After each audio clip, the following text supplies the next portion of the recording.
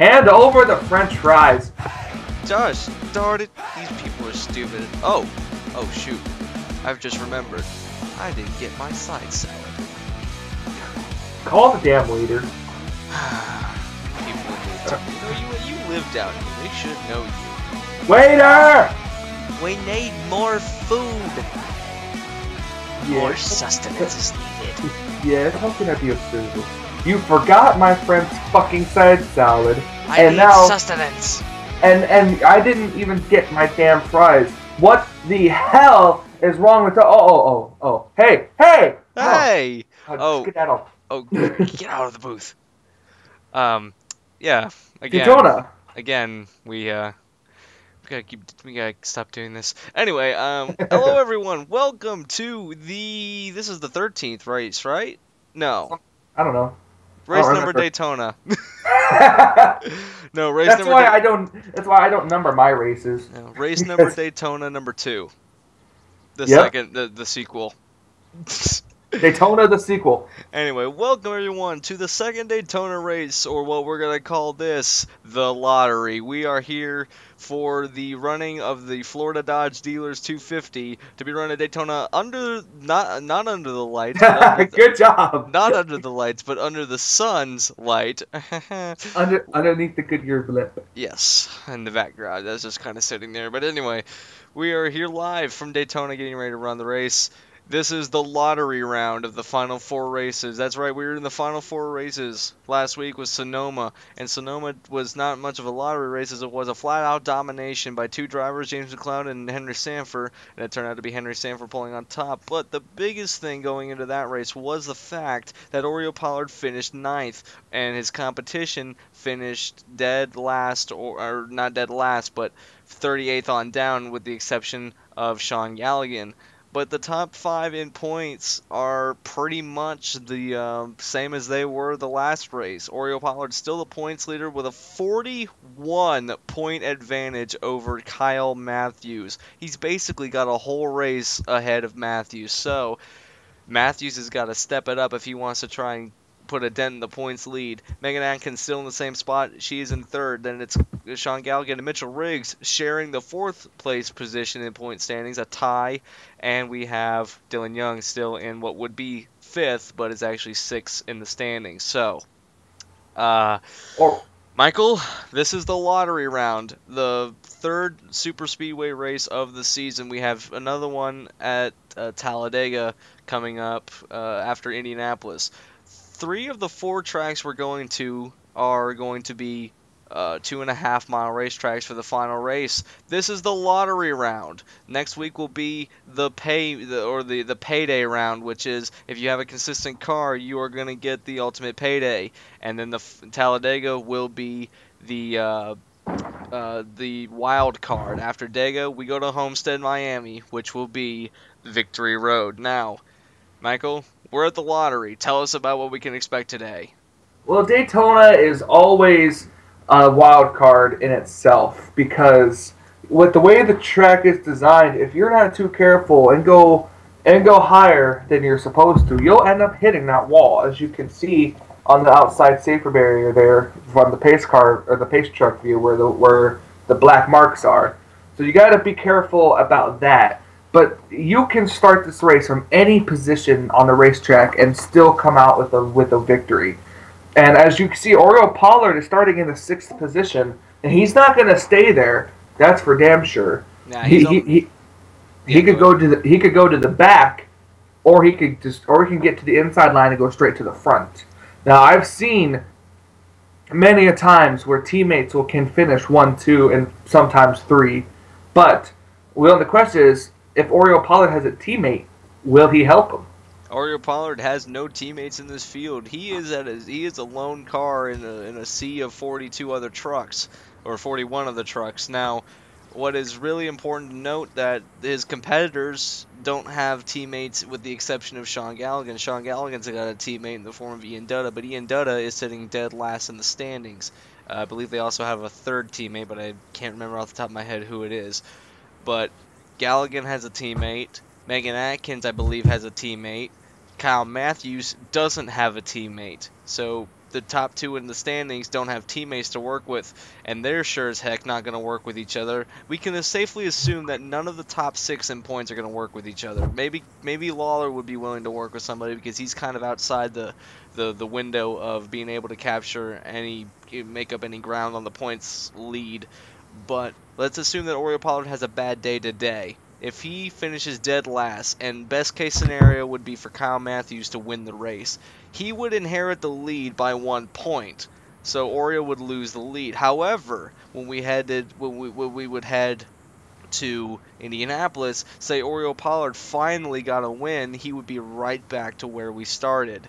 Now, in the lottery or the wild card race of Dega, if Oreo Pollard has the points lead at Dega and he loses it there to any amount of points to, say, anyone in the top 6 or even beyond, then he would have to claw his way up and practically win the race. Or basically win the race to take the championship. That's the way it looks right now. The best drivers right now that are looking at a shot at the championship are those drivers 1st through 7th, which would be Oreo Pollard, Kyle Matthews, Megan Atkins, Sean Galligan, Mitchell Riggs, Dylan Young, and Jacob Lawler. Eric Powers, possibly, but Eric Powers has to win at least one race to put a dent on the points. Michael, we've seen lots of races at Daytona and a lot of other series. What's going to be special about this race, because we're at the trucks in Season 9, and we've seen how fast these trucks are in Season 9? Well, it's the Final 4 races, so we'll see a lot more, and it's probably more exciting racing because it's the Final 4. Just like you see at Talladega in the chase with the Mobile One or the Snickers Cup, you'll see more exciting racing because you want to win, especially with these cars starting as far out in the back as possible. They want to try to gain as much points as possible on the points leader. So we'll see them get up to the front soon. And the question is, will they be able to stay there? And what's funny about this season in particular is that next season, most of these drivers won't even be participating in this season or this series because of the rule for Season 10. You can't be in 2 series at the same time for Season 10. So we already know that last season's champion, Eric and Rage, or it was either Eric and Rage or Dylan Poteet, and I can't remember. No, it was Eric and Rage. It was Eric and Rage last season. So Eric and Rage is going to be in Mobile One. He's not going to be competing next season for the Oreo Truck Series Championship. However, Oreo Pollard is still undecided whether or not he is going to be contending next season.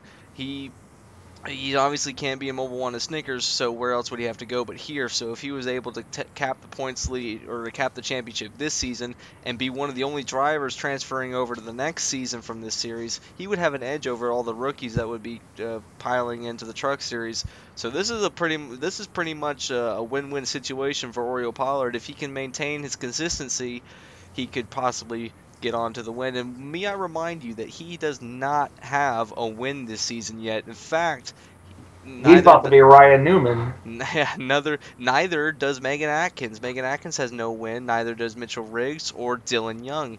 Kyle Matthews, Sean Galligan, and Jacob Lawler are the only drivers in the top 7 who have a victory. Galligan holding 3 victories. And can you believe that Galligan's not the points leader? Yeah, I can honestly believe that. It's just all about consistency. Look at Matt Kenseth in the 2003 Winston Cup season. 1 win in a season, and consistent finishes won him the championship.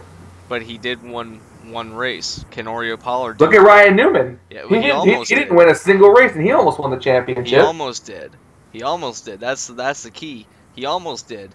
In this season, what if Oreo gets to that point and he doesn't win it? We can safely say that consistent driving wouldn't be enough to get you. But if he does win it without a win, dear Lord, I think that'd be the first time in NNSCRA history that someone won the championship without winning a single race.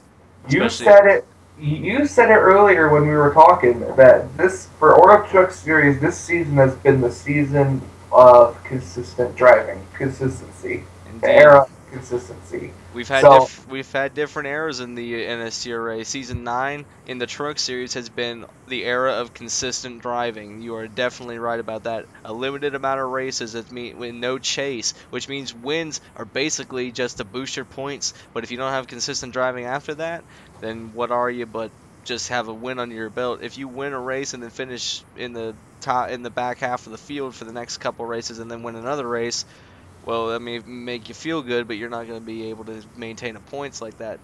But considering that we don't have a chase, wins don't really mean much of anything anymore, except to get your points boosted. And I mean, glory. case in point, Sean Galligan. And glory and money, don't forget that. Oh yeah, and glory and money. And TV time. Yep. But enough jabbering. We've discussed the situation of the points going into the final 4 races. There are no more road courses, no more short tracks, and no more surprises except you can't promise that. No, just kidding. We're gonna have plenty of surprises, but especially going to Dega and Daytona. But anyway, let's get to the full field rundown before this race gets underway for the Florida Dodge Dealers 250. I had to remember what state we were in. Yes. Anyway, Jonathan Zorine, one of the rookies, is gonna take the pole position. Speaking of rookie, Megan Atkins, we forgot to mention, is also a rookie, and she's sitting pretty in 3rd position in the point standings. So Jonathan Zorine, he's trying to get a win. He hasn't gotten one yet, but he's close. Then it's Carson Gum, who's had a pretty lackluster season so far, but he's got himself a nice qualifying spot on the in the first row, 2nd position. Then it's going to be Prudence Littlejohn, another driver who's had a pretty up and down season. She's starting on the 3rd position on the 2nd row, and then we have Dylan Poteet, another driver that's had an up and down season. In fact, the top 5 have had nothing but an up and down season. Is Jessica Shelton, who was strong in the first Daytona race, the very first race of the season, but then was taken out by Mitchell Riggs, who's actually 5th in the standings, tied with Sean Galligan. So that is enough to tell you that consistent driving is something that we need to see, because she was at the lead at one point, got wrecked out. So did Mitchell Riggs, but Mitchell Riggs was able to continue on, and as a result of that, that boosted him to where he's at now. So Jessica Shelton definitely trying to look for redemption. Maybe a win under her belt may be all it needs to boost her driving ability. And I'm not sure what Shelton's record is overall in the Oreo Truck Series. Well, this season I can tell you it's not very good. In fact, Jessica Shelton's 29th in the standing. I'm sorry, not 29th. She's 30th in the standings. So it's that tells the whole story pretty much. Oreo Pollard, points leader, starting 6th. This is going to be one of the races where we're going to see Oreo Pollard not too worried, because unless he finishes dead last and Kyle Matthews wins, he's going to hold on to the points lead. So I don't think Oreo Pollard's going to be too fierce today. He's just going to be riding around, trying not to DNF. That's Oreo's job today. Then we have Blaine Keys and Dylan Young, who is sitting 6th in the standings. Then it's Brendan Berg and James McLeod. Levi McIntyre, who won at Pocono under some very interesting conditions. Followed by Nick Smith. Then it's Jake Bassinger and Jacob Lawler. Mason Powers and Charles Jackson. Sean Galligan, the winner from the season opener at Daytona. He is sitting back here quite a ways in midfield. He may be going for his 4th win of the season. If he can get 4 wins, I seriously cannot believe he's not the points leader. Yeah, just talk about that. He's coming up on 4 wins. In the Budweiser All-Pro Series, the record is set for 5 wins in one season. Wow. You think Galligan can break that? He probably. We shall see. Remember, John Cittadino set the NNSCRA all-time record, winning 6 races in a single season in season 6. So, 6 races in season 6. Imagine that. Well, that's Seth, though. Yeah, well, that's Oreo Truck. That was Snickers Cup. This is Oreo Truck, same brand, but yeah. Same brand, especially even for the Budweiser All-Pro Series as well. Cole Daly will be running below him. Then it's Eric Powers, Benjamin Miles, Henry Sanford, who won last week the last race at Infineon, or Sonoma, whichever one to call it. That means that since there was only 2 road courses this season, Henry Sanford's got a road course sweep this season. He's won both of them dominating fashion. Well, except for Montreal, where he got a last lap pass in, but you get the point. He still won it. He still won. It doesn't matter if he didn't lead any lap before that. He won he led the lap that counted. So And then Zach Chambers is above him. Seth Cole, who is just cracked 200 points. And he's got to be feeling good about that. This has not been a good season for Seth Cole. The owner of the NNSCRA has not been doing well in the Truck Series. Eric and Rage will be beside him. Luke Martin and Danny Wells, Zach Rogers, Jackie Tang, Zach Campbell, Austin LaPlante, Trent Dunham, Mitchell Riggs again starting. Just going to be starting this race in the 5th place position in points. And it's Megan Atkins right behind him. Imagine that. And then Ian Duda, who's dead last in the standings. Ian Duda. Oh, Ian Duda. I'm gonna get in. Once we get through the starting grid, I'll give you a list of names who's coming from Oreo Trucks next to Mobile next season. Bob Jones and John Arndt. We will not be seeing John Arndt next season because he is going over to Mobile. Chris Washer, Matthew Dallio, Eric Burton, James Qualls, Brandon Nichols, and then dead last is Kyle Matthews. Now, you may be wondering, why is Kyle Matthews all the way back here?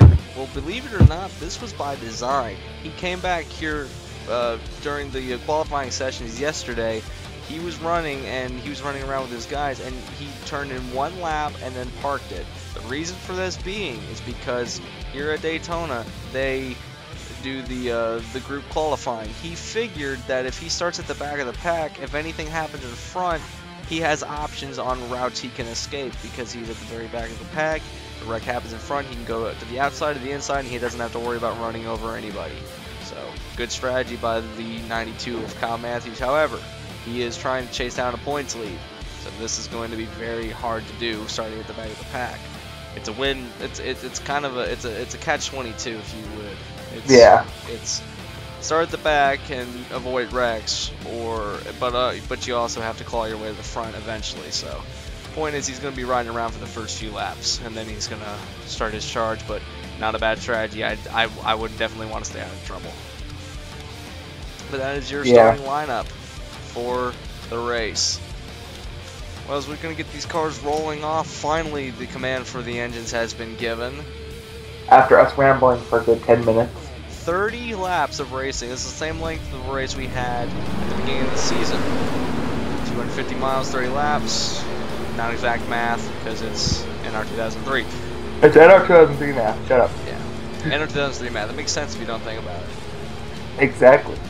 So now, the list of drivers that I know for sure are coming to the Mobile One Cup Series in Season 10 include Matthew Dallio, John Art, Ian Duda. Who else did I see?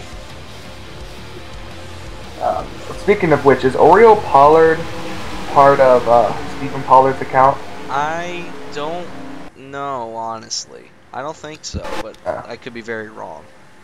Because with Seth Cole's rule of having only one person per series, like one account per series, right? So if Stephen Pollard III is in either Mobile or Snickers, then he won't be able to bring Oreo back. That is true. If he's a part of his arsenal, I guess, of drivers. But if he isn't, we could be looking at the defending champion back in the Truck Series next season, because this is the only series left that has not been. Yeah, that has not had signups yet. The reason for this being is because obviously the season's not over, but that's one of the reasons. The other reason is that we honestly don't know what to expect for the rest of the season. Some of these drivers could maybe have something happen to them that they can't return. So whatever happens will happen. But we're about ready to get the green. 30 Here we go, laps, green flag. The lottery round of the final 4 races. Last time we were during the night. This time we're during the day. So track is obviously slicker than it was at the beginning of the season. And my commentary is exponentially better. Already leaving the 52 out to dry. It's going to be Oreo Pollard that's going to draft right up behind him. The top 2 and 3 have actually pulled. Nope, never mind. I was about to say the top three were single file, but this is actually good for Jonathan Zorine because he can just ride around the track and he doesn't have to worry about much of anything. Look at the all-star list of drivers on the inside. You got Jonathan Zorley, the leader, Poteet second, Shelton third on the inside, and then Dylan Young fourth on that inside. Good lord, that is an all-star lineup of drivers. Zorine is doing a whale of a job holding off Poteet, though. Now you see that black mark on the wall at the exit of the tri-oval. That's actually left over from the first race of the season when a bunch of people ran into it. So Yeah, once these cars or trucks start going 3 wide, that's when they'll start hitting it. well, so far we're not going 3 wide. Here comes Poteet. We are going 2 wide for the lead. That is Poteet underneath. And they're leaving Zorleen out to dry. Shelton was thinking about going 3 wide for the lead, but thought better of it. She knows what it's like to go 3 wide in the tri-oval because that's what took her out of the opening race of the season. Was a 3 wide battle. And Shelton's gonna learn from that mistake that happened, and she's probably gonna get better at racing as the front 4 or 5 are single file. These drivers are doing. Oh, there we go. There goes the number 9 D4 to the bottom of the racetrack to take the lead. I think this is the first time since Daytona of the first race of the season that Shelton's actually led a race. So and they're leaving Shelton out to dry, or not Shelton, Poteet out to dry. Excuse me.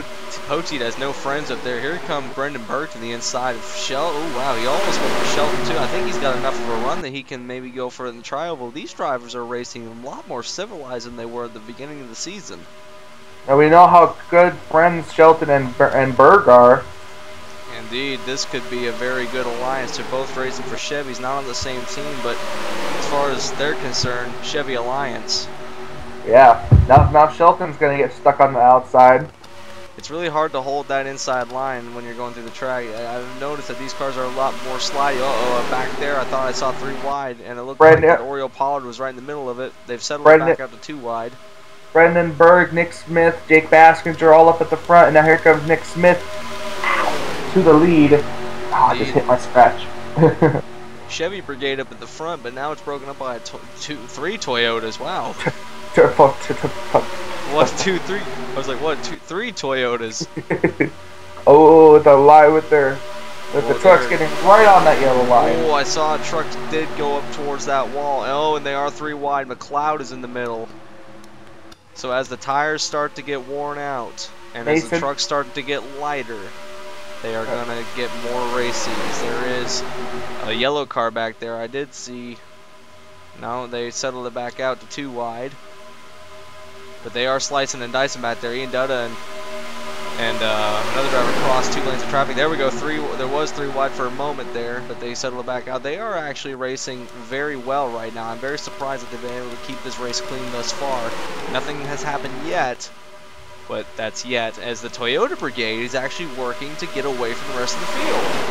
Yep, front 4, excuse me, or single file. Dylan Young got shoved into the middle. Wrong way there. The biggest thing about this race is that we need to monitor the 3 wide, because that's what put us under the yellow flag a lot of times during the first race of the season. Actually, I'm quite surprised because if these cars or trucks get 3 wide, they'll settle it out quickly. Yeah, I am very surprised. It looks like almost that it's harder to pass than it was the first time. I mean, these cars can't obviously go as fast as they could under the nighttime conditions. But they are definitely running very fast as we're going 208 down the stretches. These trucks are blazing. Yes, they are. Let's monitor 420 just blazing. Let's monitor where our drivers in the points are going. Second in the standings is the 29th. Oh, and he's actually passed Oreo. Yeah, Oreo. I don't think Oreo has made it to the inside line at all so far in this race. Not yet. He had whoa trucks dicing back there as they go single file up at the front. That's interesting. But they are getting dicey. Oh, they are 3 wide now. Poteet's on the very outside, but they settle it back in. It looks like that once they get out of the line, out of the draft, it's very hard to hold a line. You gotta have somebody to go with them. It's very hard to hold a line. Uh-oh. And Carson Gunn is rim riding the outside. Oh, and Henry Sanford goes to the lead. Could see that much from here. Henry Sanford does go to the lead. He's got Eric and Rage behind him. Now, Henry Sanford's won 2 races this season. Both of them have been at the road courses. This is a super speedway, and he's leading the race right now, but Eric and Rage is obviously going to go underneath. He is going to take the lead. There is the third teammate to Dutta and Galligan. That is Benjamin Miles in the 29. Yep, he's made his way up here, but I still don't see where Galligan is at all, really. Now, another thing that we've seen this season is a lot of caution-free races. Could this be another one? I don't want to say it yet. I probably just jinxed it. Very well. If these trucks don't start racing 3 wide and stuff, then this could very well be a caution-free race. So far, so good. Well, so far, so green. No yellow yet. We saw 2 yellow flags in the first race. Both of them came out relatively quick. But as the race goes on, you can see them starting to slide around a lot more. They're not able to hold the lines like they used to. At the beginning of the race, it was easy to hold a line. They will have to stop for fuel, not necessarily tires, but they will have to stop for fuel. Especially at the speeds they're running. Yeah, leave Benjamin Miles up on the outside line right there. He did lead the lap, but not for long. Here comes the 44 of Rogers. And Rogers, did you see the way he slid up in the turn? Yes. Yeah, I think he got a little bit of arrow loose as soon as he turned down off into the corner. I've seen it happen before. Very possible. Oh, whoa, Here comes Charles. whoa! Charles tries to block. And he did. Tries to block. Yeah, he got Wow. it. If he would have kept his nose down there, he would have probably been able to challenge for the lead. Outside. That means that there are some pit stops going on. Wow, that's early.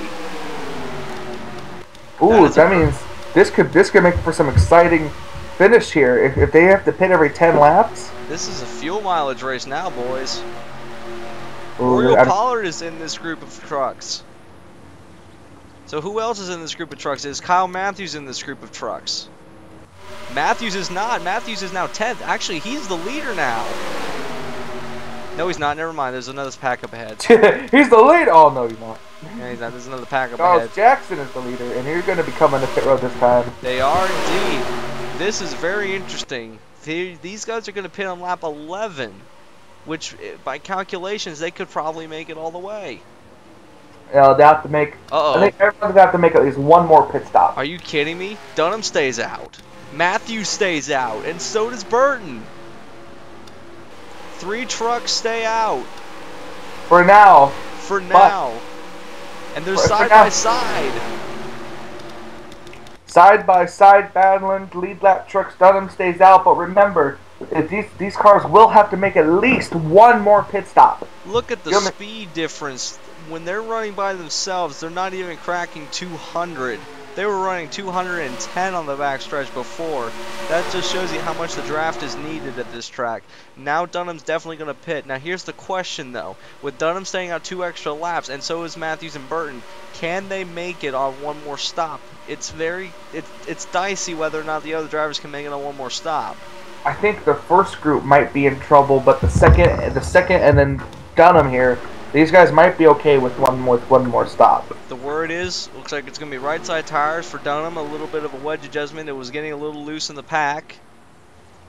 Filling it up full with fuel. Right sides only for Dunham. Getting it packed full of fuel. Can Dunham get out first? Who's going to get out first? Matthews is out of his box first. Dunham's going to hold the lead, however.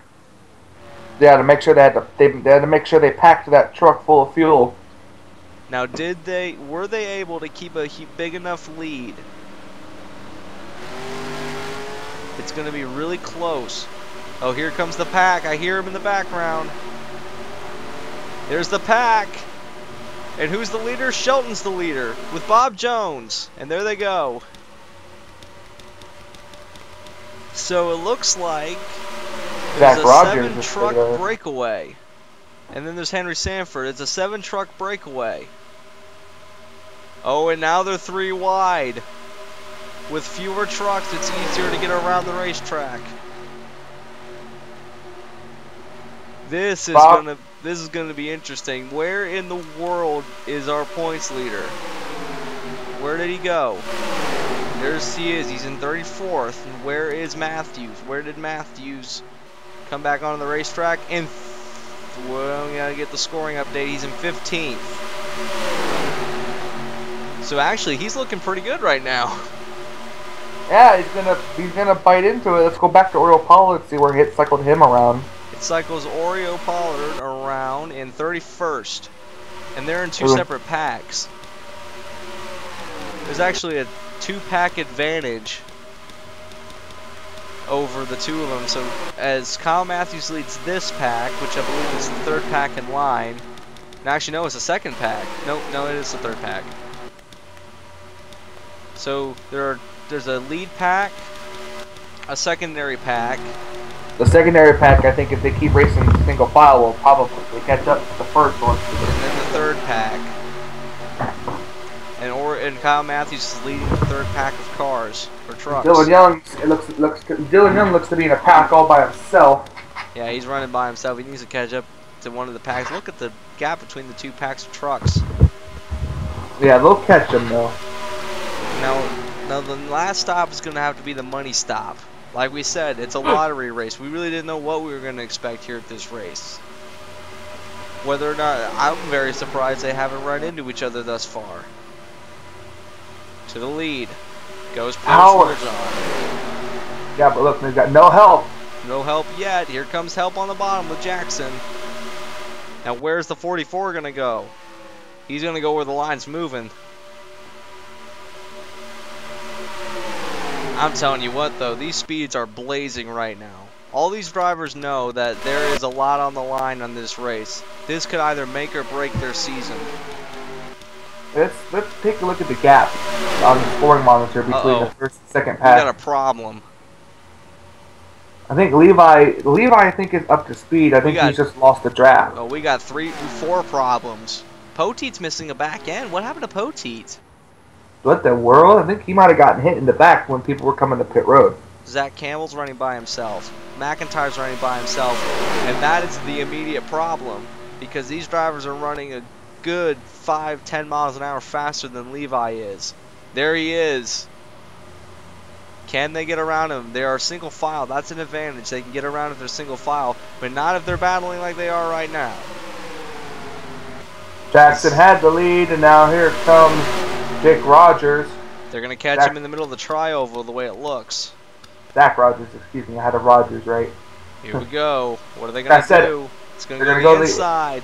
Inside. He slams the door on him. Levi slams the door. He goes up to the outside to block. Levi is up to speed. He's just got to get the speed correct. Here comes another lap truck, though. And he is considerably slower. Yeah, he is. Whoa, they're stacking up. Wow, they're all stacking up. Even Levi slowed down. This is going to reel in the second pack. Zach Rogers gets away. And now behind him it's getting stuck. Wow. This is not good. Here comes the second pack. Oh man, this is a stack up. They're going to stack up. They're not even putting them in the middle. There they go. They finally got the inside line to work, but they're stacking up like no one's business. Yo, here comes the third pack. What are they gonna do? Ah, he cuts them off. Oh man, there's cutting. They can't get around him. The NNSCRA is telling him to move out of the way. 4 trucks broke away, but the NNSCRA is telling Campbell to get out of the way, and Campbell is not listening. Finally, the inside line finds a hole. But that has allowed the third pack to reel in, and now the fourth pack is reeling in. Wow, the fourth pack grew exponentially. That's got Oreo Pollard in it. Now the fourth pack is closing in. They are still stuck behind them. A few trucks are getting out, but a few trucks are getting held up. Can they find a hole and keep the hole? Looks like they finally found one. And can you believe that no one has run over anyone? Yeah, I really can. Oh, Zach Campbell is now blocking the... Campbell's got to get off the racetrack. He is way not up to speed. And now they've started to blockade up again.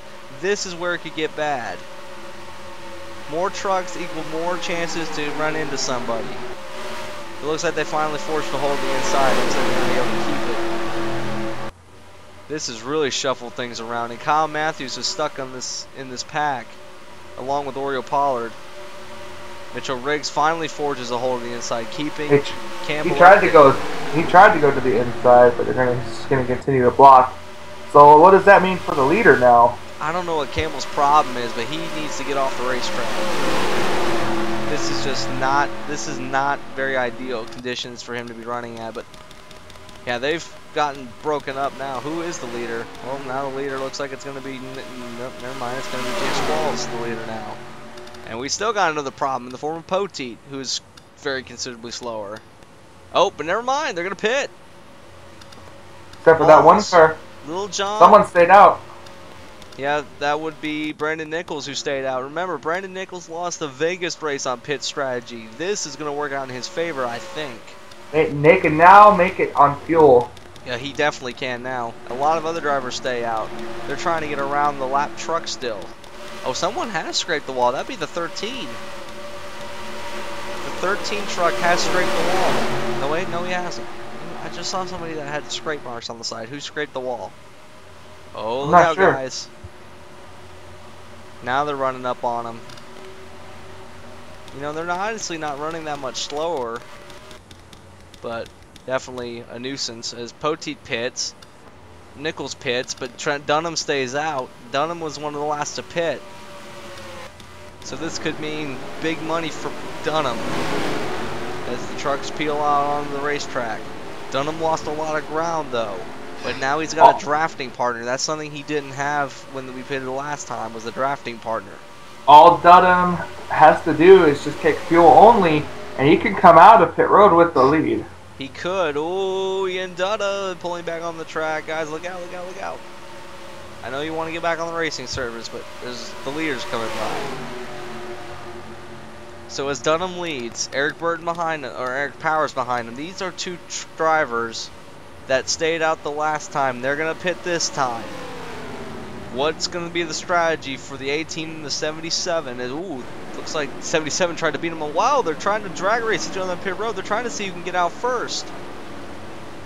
Looks like Dunham held him up, and Kyle Matthews comes down pit road. He's one of the ones to stay out. Looks like Bassinger in the 88. Burton and the lap down truck of, that's the 14, Campbell. Whoa! Looks like Campbell almost took the side off of Dunham's truck. Now, alright, Dunham does get out first. There's Shelton. Is Shelton going to be the leader, though? I don't think so. I wouldn't think so. That's an awful big lead. No, she crossed the line 39th. Here comes the pack. There's Poteet with a lot more damage than he had before. Now this is good news for Dunham, because now Dunham's going to have Poteet as a pick that he can use. It looks like he's going to pass the 77 of Powers. Where is Dunham? There is Dunham. I think Dunham's going to hold the lead. Yep. Told you, Trent can hold the lead here. And now he just has to hold it for 6 more laps. Here comes the train, though. Oh, and they're he's going to try it. But see, here's the best case scenario though for Dunham. He'll be with this lead pack. Indeed, he'll be able to stay with this lead pack. I'm very surprised they've been able to keep this race as clean as they have. We didn't know what to expect. This was the lottery race. This is where you find positions where you could find them. Now that the cars have all, look at Dunham gonna cut right in front of Henry Sanford. You're right. Now we can obviously see why this was the lottery race. Let's see where the points leaders have cycled around. Where is the leader, or the points leader that is, Oriole Pollard? 31st is where he crossed the line. Where did Kyle Matthews cross the line? 12th. He is going to put a dent in the points lead. He's on the wrong end of the racetrack. He needs to if he can get in front of Cole Daly there. Ooh, Daly's not going to let him. I think these guys have learned from the first race of the season that going 3 wide is a bad idea. That black mark on the outside wall is looming over them every time they pass it. 5 to go. But now, Luke Martin's in 12th now. Up here is another pack of trucks. That's 7th on to 11th. But here's the lead pack. And it's getting... all except for Poteet. Yeah, all except for Poteet. It's getting really feisty up here in the lead pack. That's 1st through 6th.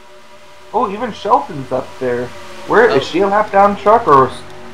She's lap down. There's 2 lap down trucks. This is still first through 6, but there are 2 lap down trucks in the middle of this. This could play into a lot. This is another and they're reason, both up to speed technically. this is another reason why this is the lottery race. Now we have 2 variables in this mix. Of the lead pack of trucks, we've gone this far. Who are you looking at to win the race, Michael? I'm watching that 18 of Trent Dunham. I'm gonna watch that 24 of Henry Sanford. 2 wins this Never season. mind now. Trent didn't stay low. He could have stayed low, but he didn't. I'm going to look at the 24 of Henry Sanford. 2 wins this season, both at road courses. This would be his first oval win if he can indeed do so. Coming to 3 laps to go. Still, no yellow. Is that going to be is that an advantage? Or Yeah, it could be. no yellow means it's all been green flag racing. This has been green flag racing from start to finish. Oh, we don't want a yellow at this rate. No, we don't want a yellow at this point. This is where we want the race to go on full. Here comes Qualls the inside. And it looks like the 24 of Sanford's going to go with him. Who's going to get the advantage? It looks like it's going to be Qualls. Qualls is going to get the advantage. Don't count out Trent. Trent's still on that inside line. Dunham's 4th on the inside line. That's a good spot to be at because if they cycle the way I think they're going to cycle is Henry's going to try and go for the lead this lap. And that would mean Pruitt's Littlejohn would be able to capitalize. But Dunham's 2 to go. Dunham's going to be sitting in the catbird seat. In fact, Dunham's not going to wait. He's going to try and go for it now.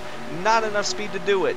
Single file throughout the top 5. Qualls leads. Sanford 2nd. These are drivers that we don't normally see up at the front. We've only seen Sanford up at the front at road courses. Here he goes the inside. Oh, Trent once again decides not to go to the inside. Take a look at the top 6 and tell me if any of them look familiar. None of them? That's because none of them has really been in the lead. We have seen drivers make capitalistic moves in this race that we have not seen in any other race. Dunham is on the outside line. We can pretty much count him out. Qualls is able to hold the lead on Sanford. 1 lap to go. There is a wild card for you. Oh my gosh. Inside. Whoa, Hey, they're going to split him. They're going to split him. Henry Sanford scraped the side of the 14. And Qualls comes out with the lead, though. But Sanford's got the draft. Look at him shuffling. Sanford is closing. He's got the draft, but I don't think it's going to matter. Qualls has got it. Out of turn 4 for the final time. What a finish. James Qualls is going to win the race. Oh, here comes Sanford, though. But no, Qualls is going to hold on. 1 more lap and Qualls would have got it. Or, not Qualls, Sanford. Sanford would have had another chance. Did you see them split the 14? Yes, they just went right past him. They were like, excuse me, not again. Holy. And you saw how considerably slower Campbell was compared to them. They blew on by him, and I think had Sanford not made contact with the 14 of Campbell, he may have been able to take the lead, but it was that contact that slowed him down just a little bit. Regardless, I'm sure Sanford isn't quite happy now with Campbell, but a good second place finish nonetheless. Regardless, look at your top 6 and tell me how many of them have we seen front runners this season? Besides Henry Sanford, not a lot. And Henry Sanford's only been the front runner at road courses, so this is a really good outing for the 24 team at an oval. Holy cow. Now, we were so busy looking at the finish, and understandably so, and it does look like that Kyle Matthews did finish in front of Oreo Pollard. Again, Oreo Pollard was just taking this race calmly. He wasn't trying to push the issue. Now, the only question is, what's the position difference between the two? Qualls wins the race. Where did the Kyle Matthews finish 11th? Yeah, you're right. Matthews finishes 11th. What about Oreo Pollard? Finishes 29th. What's the difference? The difference would be about 23 points. Separates the two of them now. So, you're right? So, it was 23 points separate? About 20. No, the difference was 41 points. Now it's down to 23. How many positions? Oh, 11th to 29th. That would be, yeah, I math good. That would be 18 positions. Yep, you're correct. 23 points is now the gap after this race. Wow, I was just guessing. So 23 points now separates them. That means it's not at all it's not at all impossible to pass Oreo for the points lead. But going to Indianapolis, the payday race, that's where you have to be consistent. I'm telling you what, though, that was some kind of finish. Yes, it was. I don't think we've seen a finish quite like that in the Truck Series in a long time, and that was really nice to see. It wasn't a photo finish, but dear Lord, it almost was. It was getting there. You never know. Like I said, you never know what's going to happen at Daytona. Today was the lottery race. The next race will be the payday race. Then Dega, the wild card. And after the wild card, Victory Road. The place to make your move. You have to cap the championship there. And if we go into that race with only a few points separating the two drivers and whoever those drivers are, then we could see one heck of a race. Absolutely. And unlike in the Snickers Cup Series, it's not going to be whoever finishes in front of the other. Because say Oreo Pollard can continue to keep the points lead and he only has a 5-point advantage, that means that Matthews has to finish 5 points in front if he still remains second place. So, yes, absolutely. And who knows? It may not just be between two trucks. It may be between the whole entire top 7. Maybe, well, it couldn't be the whole entire field, but it could be the entire top 5 or 7. Magically, Oreo Pollard just doesn't make any races between now and Homestead. That's the key though. He has to make it to Homestead as the points leader to have the advantage. We have 2 races left. It's very possible he could lose the point standings. At the very beginning of the season, it was Megan Atkins on top of the points. At the latter half of the season, it's been Oreo Pollard. Now, Kyle Matthews has had the points lead for a while in a couple of races, but now it's down to those 3 drivers. Those are the only 3 drivers besides Galligan that have held the points lead, except for Bob Jones, who held the points lead for 1 race. But those 4 drivers have held the points lead the longest. So absolutely, this is going to be an interesting race. Indeed it is. I believe John Art may have held the points lead for 1 race as well, but that was at the very beginning of the season. It's been all about Kyle Matthews, Megan Atkins, and Oreo Pollard in the latter half of the season.